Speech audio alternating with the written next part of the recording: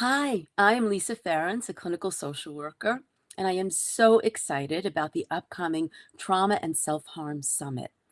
I know that working with these behaviors can be very challenging. It can be anxiety producing. It can even be frightening, not only for mental health providers, but for the people who engage in those behaviors as well. And in my part of the summit, we're going to be looking at the different attachment patterns that children are given in early childhood and the impact that insecure attachment can have on their inability to manage and to regulate their emotional states. And then we're also going to add other very important influential variables like trauma, abuse, neglect, unresolved pain narratives, and the uniqueness of the adolescent brain, all of which kind of coalesce and help us to explain why teenagers in particular are very vulnerable to turning to self-destructive behaviors like addictions, eating disorder behaviors, and acts of self-mutilation in an attempt to communicate their pain while simultaneously trying to self-soothe, to numb, or to disconnect from those painful memories and experiences. I think that one of the really unique things about my part of the training is that it's rooted in a very strengths-based approach. And frankly, that's kind of something I'm known for in the mental health field. So we're not labeling these clients as borderline, and we're definitely not going to label them as broken. Rather, we're going to recognize that they have been creatively trying to cope and to survive. I also get very passionate about talking why I believe standard safety contracts do not work. But the good news is I'm going to be offering you a powerful and effective alternative. And this is a strategy, a protocol, if you will, that genuinely helps our clients to replace their coping strategies with healthier ones. And here's the really key difference.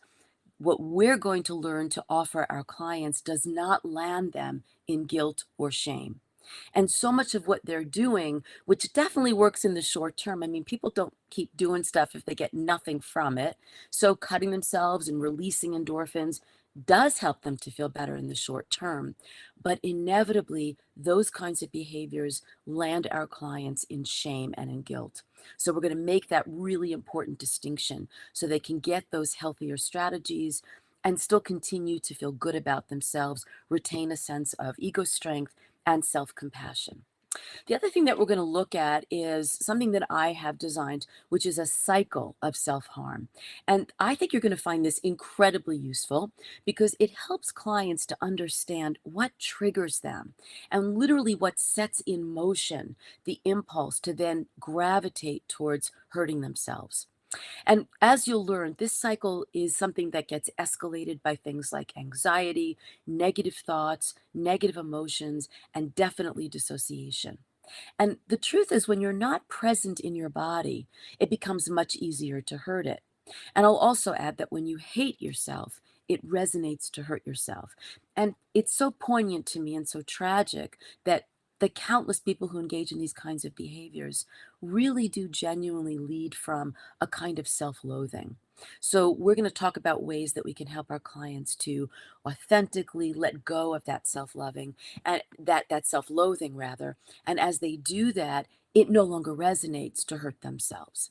The other really cool thing about the cycle is that in addition to kind of giving our clients a visual roadmap so they can begin to understand the kind of domino effect that leads them inevitably to hurting themselves, that very same cycle becomes a template for us to intervene. So as you'll learn, there are a bunch of intervention sites where we can then introduce very creative strategies, whether it's journaling or drawing or engaging in positive and self-compassionate self-talk, working with the body, grounding, containment, decreasing emotional vulnerability. And as we kind of insert those different interventions throughout the cycle, what often happens is that our clients don't have to land in the inevitability of hurting themselves because we've actually given them resources and tools that achieve for them what their self-destructive behavior has been doing. So they're going to be able to communicate their pain. They're going to be able to feel like they can navigate the negative thoughts, the negative feelings. They're going to feel more comfortable and more self-soothed. And so as many of my clients report, it almost becomes redundant to then think about getting high or getting drunk or abusing food or cutting the body, because the things that they're wanting to achieve, they've learned to achieve in other ways. And that's something that you're going to get in my part of the summit as well. I'm going to give you a little bit more specific example just to kind of give you a taste of one of the strategies that we'll spend some time talking about. So if we go back to the very top of this cycle, which I think always starts with some kind of trigger, there is a journal prompt that I have created that I teach my clients to use. They have found it incredibly helpful. I'm excited to share it with you.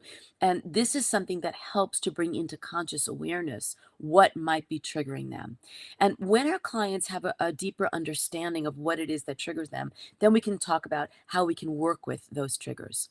So the journal prompt is called REACTS, REACTS. And I actually invite my clients to take those letters, like an anagram, and put it in one side of the page where they're going to be journaling, typically the left side of that page.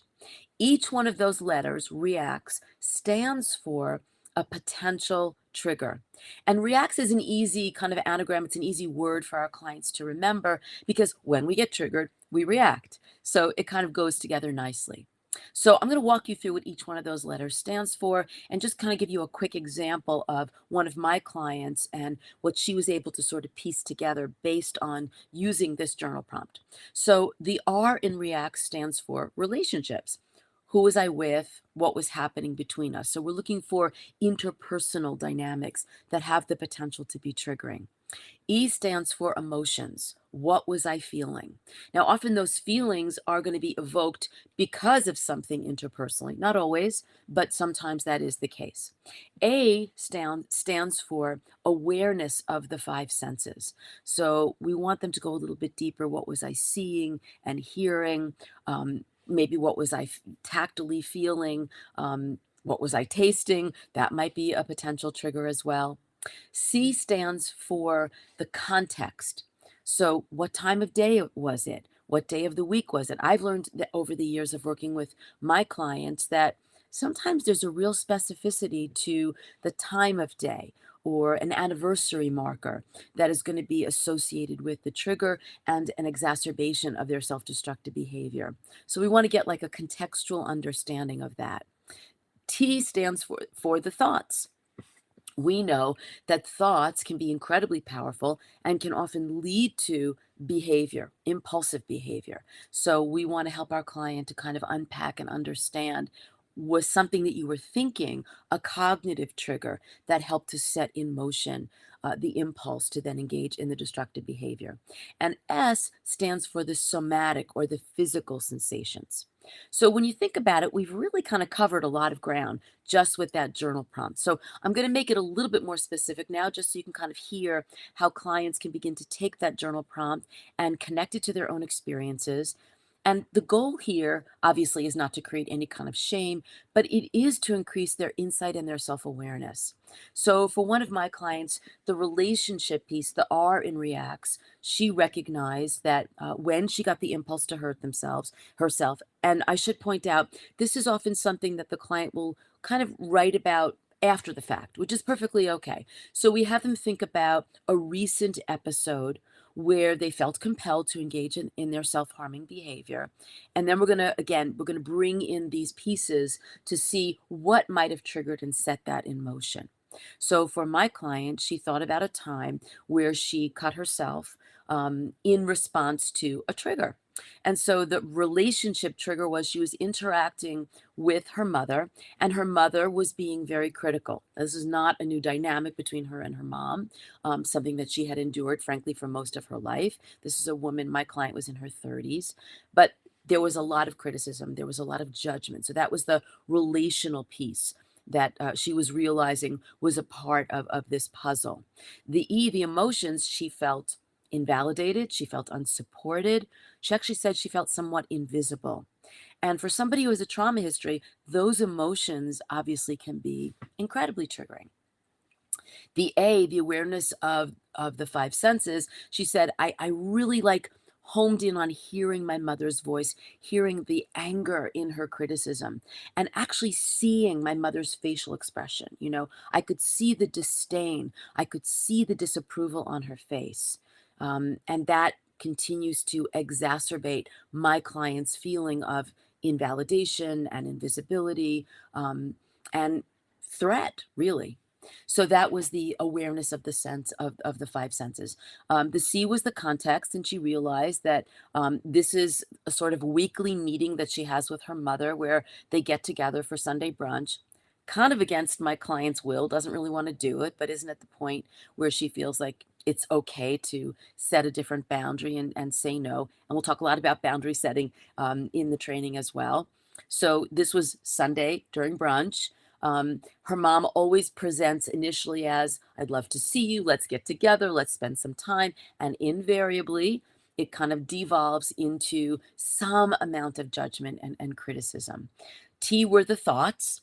And as a part of this journaling, she was able to recognize that she felt less than, she felt totally inadequate, she felt never good enough. She felt that these are the thoughts, maybe my mom was right. Maybe I am worthy of this kind of criticism. So there was a lot of her own inner critic also kind of got activated around what her mom was saying. So her thoughts obviously became very critical and self judgmental and negative. And somatically, what she was able to recognize is that there was this real heaviness on her chest. She felt like her heart was racing, her palms got very sweaty. So this kind of gave her an overall understanding of, yeah, the confluence of all this stuff. No wonder I felt like I needed to short circuit all of those negative thoughts and feelings and everything that felt uncomfortable in my body. And the only thing that in that moment I felt like I could do was to pick up my razor blade, because I know predictably that in the short term, when I cut myself, I feel better. Now, what most clients don't know, and I think it's very important to give them this psychoeducation, is they feel better because they're literally releasing endorphins or naturally occurring opiates. And once she, as we continue to work on that and she understood that, we were then able to become curious about other ways that I could help her to release endorphins. And there definitely are other ways. And these are not strategies that are in any way going to exacerbate hurting the body. So that becomes an important piece of the psychoeducation as well. So we look for recurring patterns and themes. We help our client to gain more insight and awareness about what their triggers are, what sets it in motion.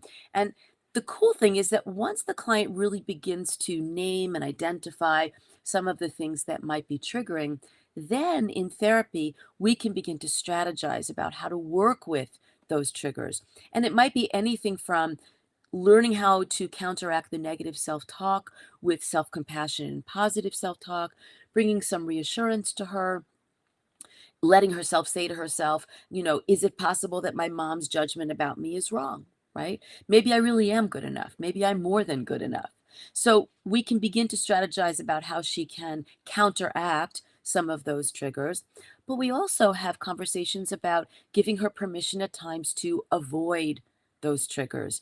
And this is kind of where she's moved to in her therapy currently, which is really allowing herself to entertain the possibility of skipping one of those Sunday brunches and not kind of subjecting herself to that barrage of judgment and criticism. And that's a giant step forward for her in her work. So that's just one little example of a strategy that we will weave into the cycle of self-harm.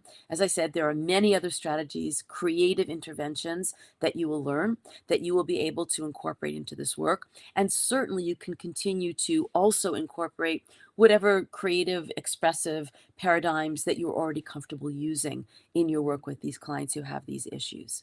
So please join me for what I know is going to be a very exciting and informative presentation. I promise that you're going to come away with a lot of tools, a lot of resources. I think also a deeper and a more strengths-based understanding of why your clients engage in these behaviors. And I think you're going to feel more confident and more competent about then being able to help them to organically extinguish those negative, destructive behaviors.